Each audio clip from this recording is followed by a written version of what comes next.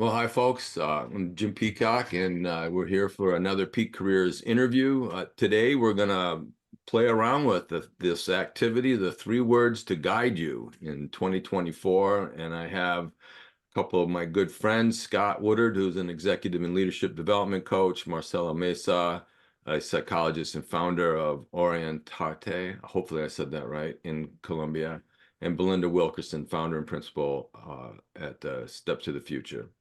So we're going to talk a little bit about what our words are and what they mean to us, and a little bit about how we go about choosing those words, right?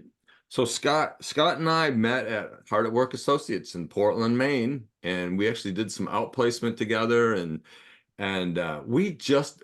I'll say this, we just liked each other. So we used to just go and we'd go have coffee together, and we've just stayed in touch over all these years. So it's been a great friendship. And he's also on the Peak Careers Advisory Board. Actually, I just invited him on to give his perspective to some of the things I'm working on.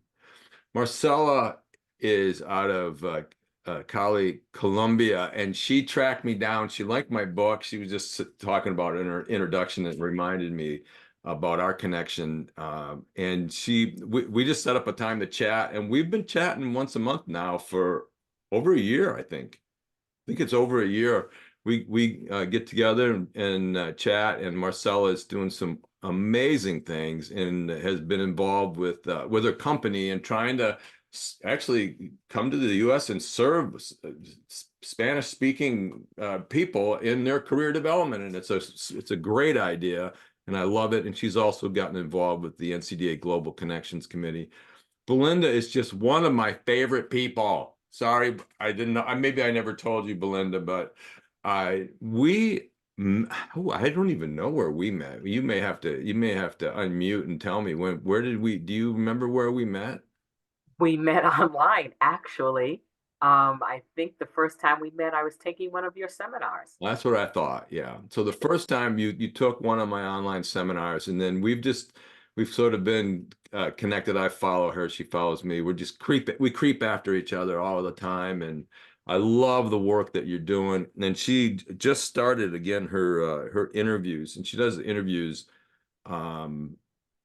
with a number of people about careers, and really works very hard at helping high school age students choose those colleges and make some career decisions.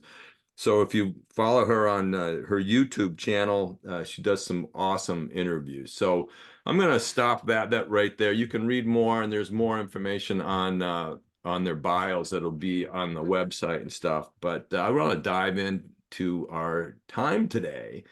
And we're going to start with Scott. Scott, your 3 words, and I will say Scott's actually the one who introduced me to this. You got this from Chris Brogan, and you introduced me to this concept, and I just love it. So I'll turn this over to you, Scott.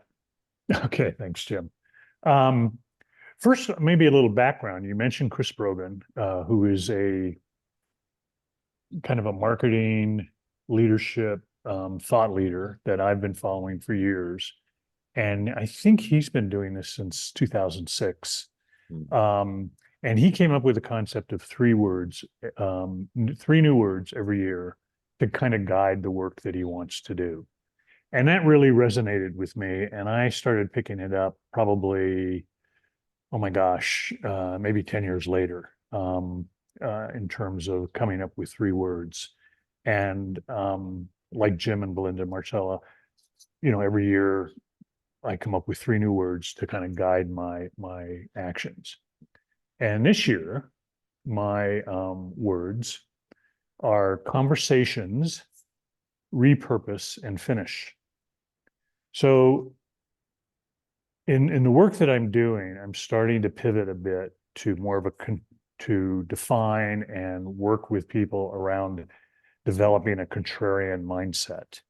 So I want to have interviews and discussions with people who reflect a contrarian mindset. So I have a weekly newsletter that I put out, and often I'll profile people on a subject or a theme that I'm pursuing.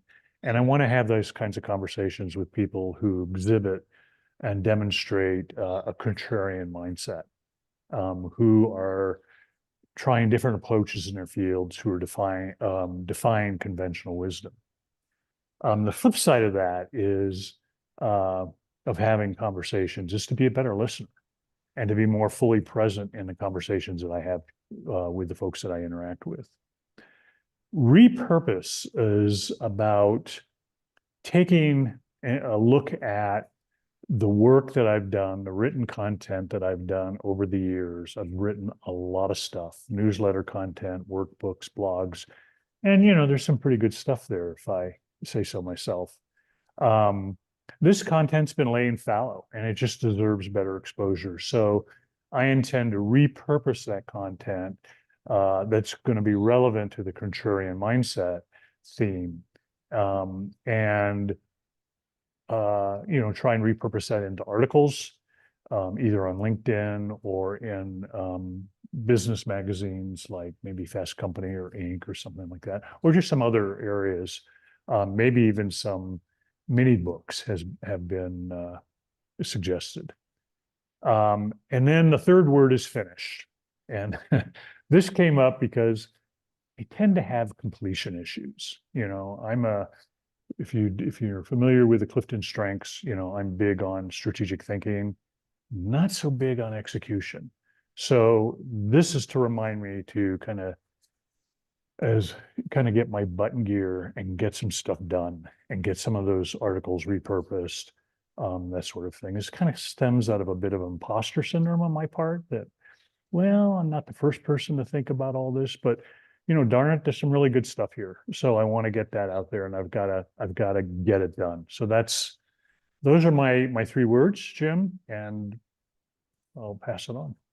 I love it, and I think the finish word is what really is so important. Where years ago we would have said, you would have set a goal that said this, and this, and you still might be setting a goal to do it, but by having the power of that word, that daily feedback, I just think and we can talk more about that, but I love that word for you, finish, and I hope you do some of that finishing or refinishing, whatever it is. All right, Marcela, what your words and what they mean? Well, my three words for 2024 are faith, health, and growth. And what do they mean to me? Well, faith is for me so important in this moment that we are living in the world. And I chose the word VUCA to characterize what accompanies us since the pandemic. VUCA stands for volatile, unpredictable, complex, and ambiguous. And we all over the world, we are living in such a situation. And everything can change every time. Politically, we're living it in Colombia. Socially, economically, environmentally, everything can change. And I found out that with faith comes hope. And this is the hope that something will turn out. And we are going to go forward somehow. And there will be ways to come out. So when I have a strong faith, if I have a strong faith, through my spiritual exercises and practices, I feel I can face everything that comes. Whatever comes, I can face it better. So faith has become, for me, a big and strong pillar to project myself, to envision myself in the future. The second one is health. And maybe I think about health because health pops up as a word for me because I often have to struggle with some health issues. And most of those health issues are related to stress.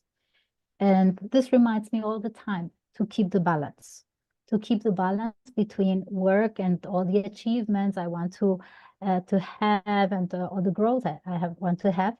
But I have to keep balance, and I have to build up something that fits me and fits my health conditions. So without health, there is nothing. So this is the second pillar. faith, and health. And I have to work actively on my health. And on those, like having a confidence in those both, I can build up growth. And yes, I want, there are two main things that I want to grow with. One is, transitioning to the US and to establish myself as a career consultant specific for the Hispanic population. And the other one is delivering career development curriculum in Spanish for the first time. There's that's nothing that has been done in this way. And those are those two topics that I want to work and grow with in this year. Mm-hmm. That's awesome. I love the fact that faith brings hope, because I think a lot of what we as career people do is really provide hope, right? I mean, I think that's people come to us frustrated, people come to us going, I don't know what I want to do. And what we do is we help, help them either learn more about themselves or look at the situation different. And what does it do? It gives them hope. So I just thought that was interesting that your faith actually brings hope as well, because I think that's a big part of what we do. Thank you, Marcela. Belinda. Thank you for this. So my words for this year are why, and yet.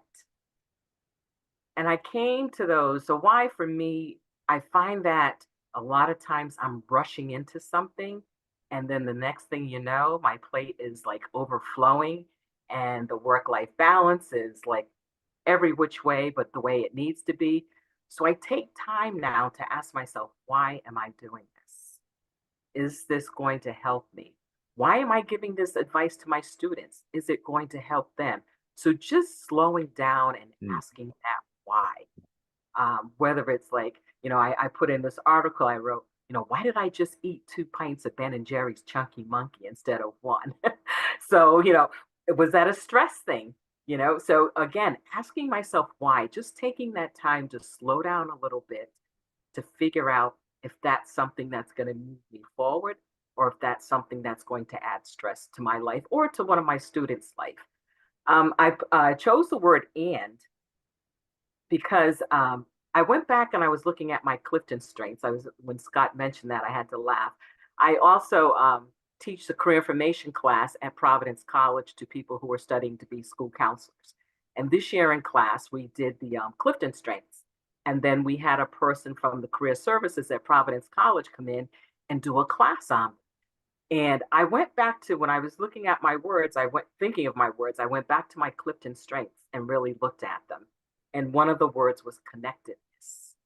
And when I looked at the definition of it, I said, I really want to focus on and less on but, because I want to bring people together. So I have connectedness, I have a relator where, it's a developer. So I really want to push that and to push people beyond, push me beyond, and keep it in more of a positive sense. And I chose yet because working with young people, they always feel like they haven't succeeded or that they should have been able to do everything. So what I like to say to them, well, you haven't done that yet. You're not ready for that yet, but it's coming.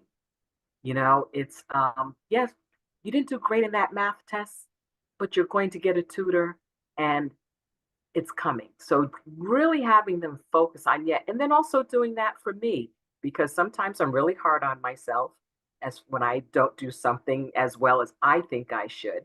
Right now, all of us are trying to learn how to use artificial intelligence in a way that helps us with our work and also helps us personally. So I know that's coming, but it's not yet, and it's okay. So those are my 3 words for 2024. Yeah, and I love the word "and." I've never seen that done before from anywhere with words. And I was like, it made me think of, and I think I posted this on your post, mentioned this on your post. It's the improv, right? It's the improv is using the word "and," right? So when someone says something, and you're adding the story. It's not actually stopping it. And both your words, and yet, are so positive, and we can move on. And this whole concept of yet, you haven't done it yet. I love that. I mean, because too many people go, well, I can't drive. I mean, there's no way I can drive. Yeah. I mean, there's ways to do it. Well, I don't have, I'm physically disabled. Yes, they have cars or vehicles that you can get, and there are adaptations, right? I mean, so you don't drive yet. So both of those words are really intertwined with this positivity, right? I love it. I love those words. And and I had to stop and think, are you saying why and yet, or are you saying why, comma, and comma, So that's awesome. That's awesome. So my words this year are discover, catalyst, and peace. And somebody asked about the order on one of my posts, and I literally have little signs I've made, little posters I make up that I purposefully change the order, because there's not an order. I have this one that's in front of me right now is discover, catalyst, and peace. The one in the mirror in my bathroom is in a different order. The one on the refrigerator is a different order. So I move them around because I don't want one to be, it's not that they're in order. It's just simply they're not in order. They're equal. But discover, I'm at a point now where I'm just trying to discover how do I want peak careers to sort of evolve here, because I want to work less. I'm actually working less hours. My goal is to be closer to like 25 to 30 hours, but I want to keep peak careers going, right? And so how do I discover that? But how do I discover, the latest technology, and how do I discover using AI, and how, there's and now that my mother-in-law is in a boarding home, it frees my wife up for us to go off and maybe discover some other places, right? I mean, that word has lots of places it can go, right? And it kind of depends on where I want, but I love that what's buried in discovery is learning. And I love that's a foundation for me. Is I always want to learn. I'm just a curious person. I love reading, and Scott and I are big readers, and we share books, so buried in discover is actually a lot of learning. So that's another sort of hidden piece to that one. Catalyst, I mean, I really want to give back to the profession, and I really want to be a person that can help folks. And it's like Marcela, our relationship. I mean, I want to do everything I can to help Marcela and making some transitions, and how to, what kind of things can she do and think about, and I have a younger person that I've just started chatting with, not exactly once a month, but we've had a couple conversations now, and it's just to say, how can I help somebody else, improve in their own career profession, but it really, like yesterday when I write my word, I try to write my words every day, write them out with a pen, and yesterday I was writing the word catalyst, and I got thinking, and part of that exercise, of that activity, me writing them out, is it makes me think about that word today. So yesterday when I wrote that word, I was thinking, how am I going to be a catalyst, today? And I was a catalyst yesterday to get these two other guys to come over and help me plow the pond and skate. And nobody else was going to do that, right? And I was the one who did it. So catalyst, again, my words are not only about work, they're work, personal. And I think I heard that from a lot of you too, is, it kind of merges in it, but they actually do move around a little bit. My third word is peace. And that one was just that word. I was on my retreat when I wrote this, and it was around the time of the Hamas and the Israeli beginning, and the whole Ukraine thing, and just thinking about the politics coming up and that we're living with. And I felt like I just needed a word I could hold on to, and just a word I can hold on to, I guess, is probably the best way to say it. And I felt like I needed something, like that. It's so that I could remind me to do my meditation, remind me to take that time to think, to remind me to slow down, right? And that's so that's where that word came from. All right, so I want to play around with a little bit now. Is how did you go about picking these? How do you choose these words for people who have not done this before? They're kind of like, how do you choose a word? Like for me, as I just mentioned, I typically will go on a tech-free retreat every couple months, and that's what I did in November. I took a day off. I leave the house usually 8:30 in the morning. Don't come back to 4:30 in the afternoon. Turn my phone off, and I write, I read, I meditate, I walk, and I just take that time.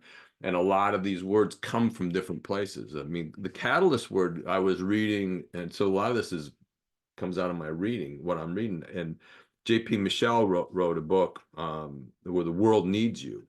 And he's done the challenge card sorts, and he talks about a career catalyst. And I was one of those words that just kind of popped out. So for me, it's reading. Some words will come to me, meditating, writing, journaling, and sometimes I'll go back through my journal. So, but for me, it's all about kind of I really take a whole day, and I do my planning and thinking, and that's kind of how I do it. But I'd love to hear how you folks do it. Belinda, you want to talk a little bit about how you chose your words or choose your words? You've done it for a couple of years now, I think. So. And in the first year I did it, I think I did it because I saw you model it. So I said, oh, let me try this, and I don't know if I thought as much as maybe I should have or I needed to at that time. But last year, I really thought long and hard about the words and what I wanted it to mean for me personally. This year, based on some of the words I had, so my words last year were grace, community, and play, because I felt like I wasn't playing enough. I was always working. So one of the things that I've done as a result of that play, I joined a adventure group. It's called Life's a Trip Adventure Group. And we go hiking. I saw that. That's not something that was part of me as a child growing up, out in the woods hiking. No, won't do that. So when we go on these hikes, sometimes they're pretty strenuous, and you have opportunities to just be quiet with nature and think.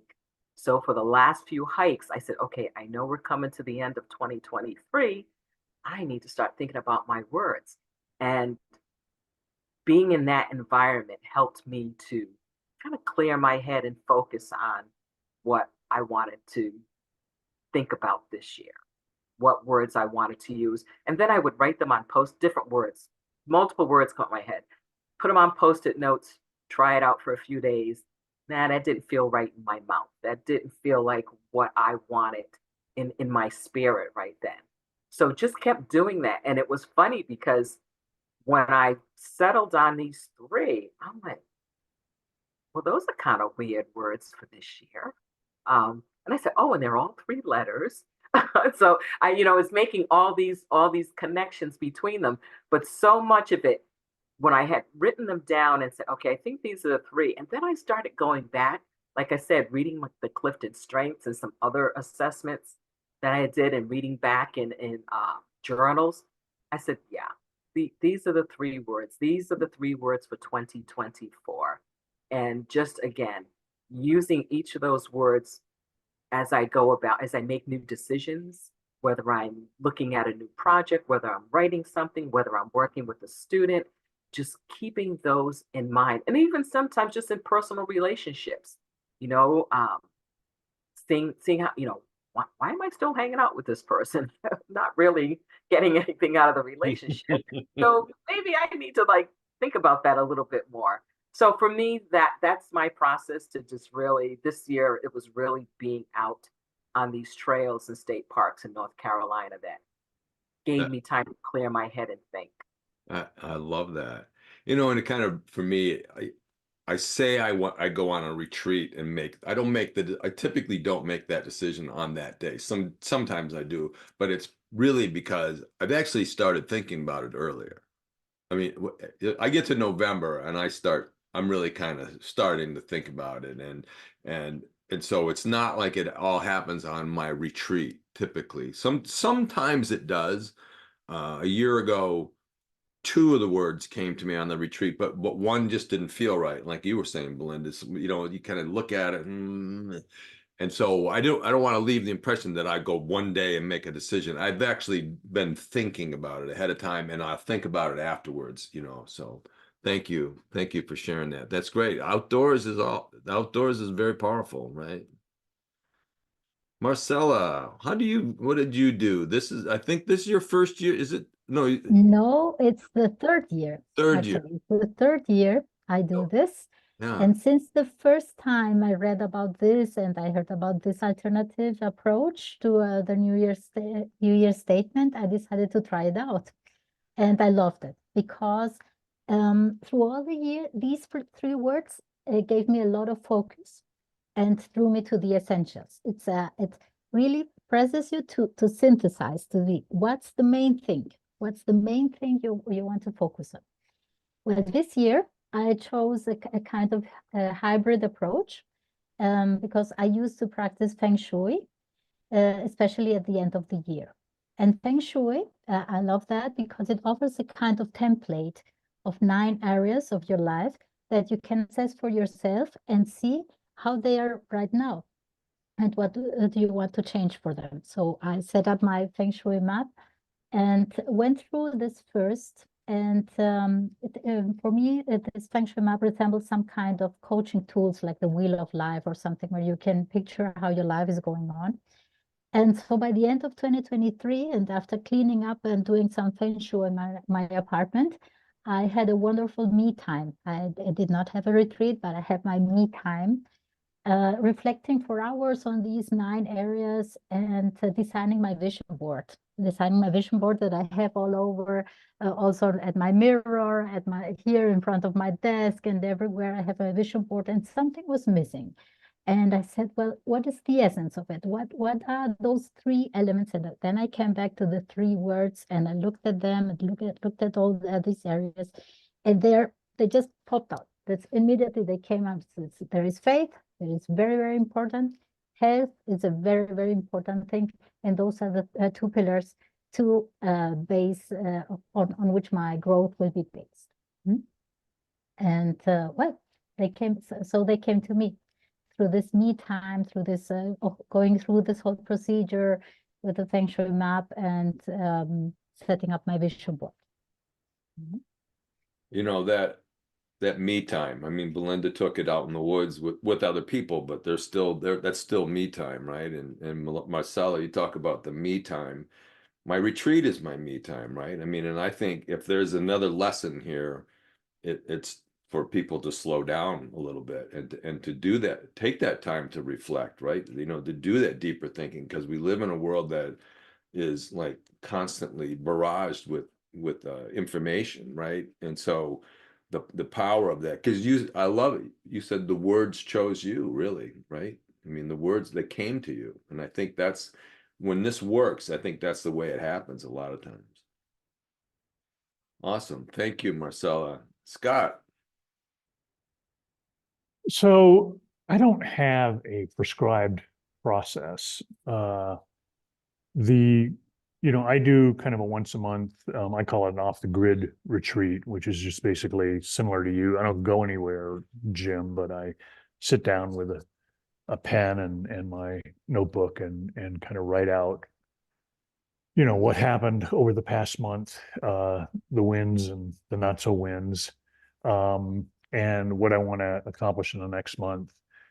And right around November time, I begin thinking, okay, I got to start thinking about my 3 words. And I got a little panicky. There was a lot going on in November here. And then it kind of moved into December, and I kept thinking, man, nothing's coming. I got to come up with something. I mean, we're coming, we're coming to the end of the year here, and this is what I got to focus on.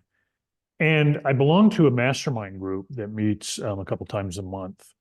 And actually the 2 words, conversations and repurpose, came from a discussion in that group.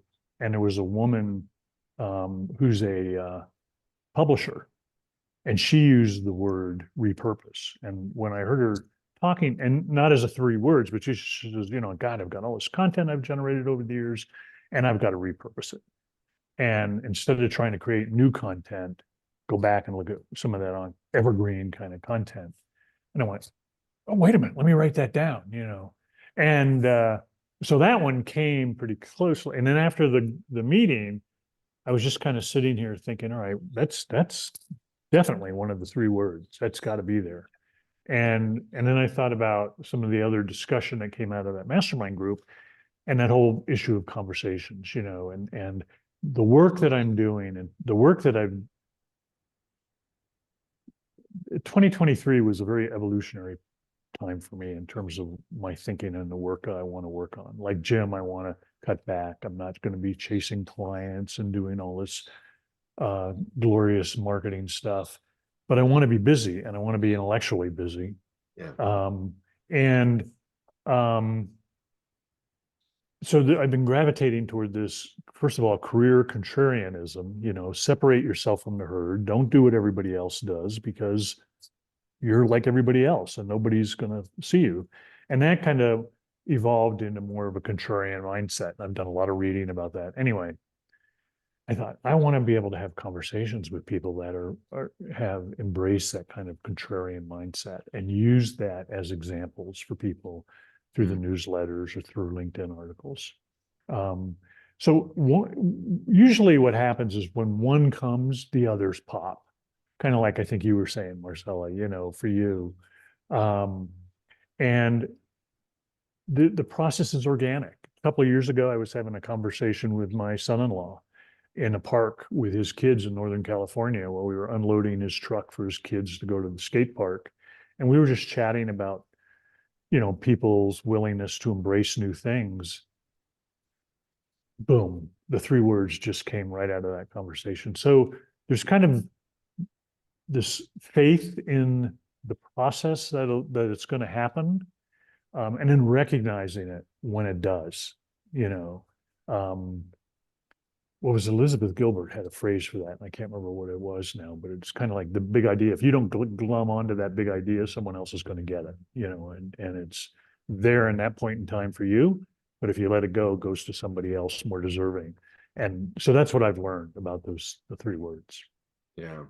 No, that's a great point, you know, is, you know, the more I do this activity course, and there's more, there seems like more people who when I post it, there's a lot more people doing this exercise now, and because it seems to work, right? And so there's a couple, I've already think I've got one word for next year, 2025, because somebody said their word and I was like, oh man, that's a good one, man. I like that one, because it happens just the way that you say it. It's a word that comes out somehow in conversation or in reading or whatever, when I'm writing it down, and it's like, right? It sort of lands, and you kind of just know that there's a lot behind that word. And so I'm not sure I'll use it, but I'm pretty sure you know, it's sitting in the back of my mind thinking, you know, that'd be a great word for 2025. And I wish I'd seen it for 2024 maybe, but I don't know which word I'd give up. But anyway, any final thoughts before we go? Anybody else want to share anything else? You know, excuse me. You know, Jim, you and I had a brief email conversation when you released your 3 words. And one of the things that I've learned well over 10 years of doing this is that not the meaning of the words, but the intention of the words might change during the course of the year. You know, I might have a certain intention at the beginning of the year when I come up with you know, to incorporate these 3 words into my work, you know, for clients, for others, right? But I notice, especially recently, that as the year's gone on, that intention becomes more internal to me. Yeah, great point. And I always thought that was kind of interesting. And I wonder if anybody else has kind of come up with that as well. I would definitely agree with that. I think that intention is, I mean, that's what a goal is, right? Your goal is you're setting intentions and stuff, but the words do this very much the same thing. Belinda? I was just going to say how I agree so much with Scott. Before everybody was making New Year's resolutions, and that you were doomed to fail because that's just how our society is. What I like about doing this, besides setting an intention, it's flexible and it's adaptable as the year goes on. Yeah. Because there may be something like in June, who knows what's going to be going on in my life, but those words are still going to have an effect on how I move through this space. Yeah. So I love that. I love the flexibility and the adaptability of them to whatever is going on in your life at that time. Great point. Yeah, Marcela? Yes, I totally agree. And I agree from this point that the more I reflect on them, I think those words reflect also our values. What is the most important for us? And values, although they are pretty constant, may change over time.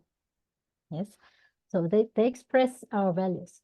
And the last thing I wanted to add is just a word, as you said, one word came up for you for 2025. One word came up for me for this conversation. This is synergy. Synergy. If I would resume what just happened for me, it's just like this synergy. Yeah. Mm-hmm. Thank you for sharing that.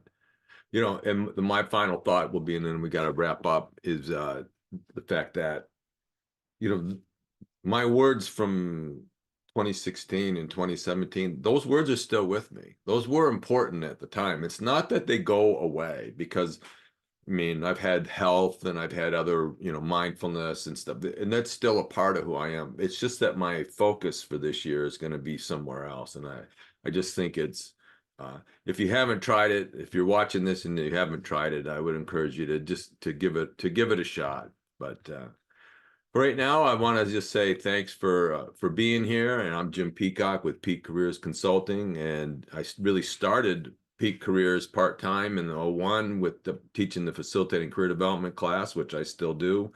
And then I created online discussion-based seminars for career practitioners, and they're different. They're with cohorts of people.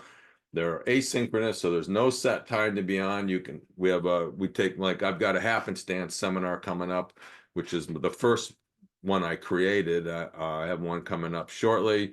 And so we'll read an article or two, and then we'll talk about that for that week. And then we'll read a different article or watch a video, and then we'll talk about that for a week. So they're 5 weeks long, but they're with other people, and so they're discussion based. So there's a deeper learning, I believe, that happens. I love doing workshops, and we'll go almost anywhere to do them.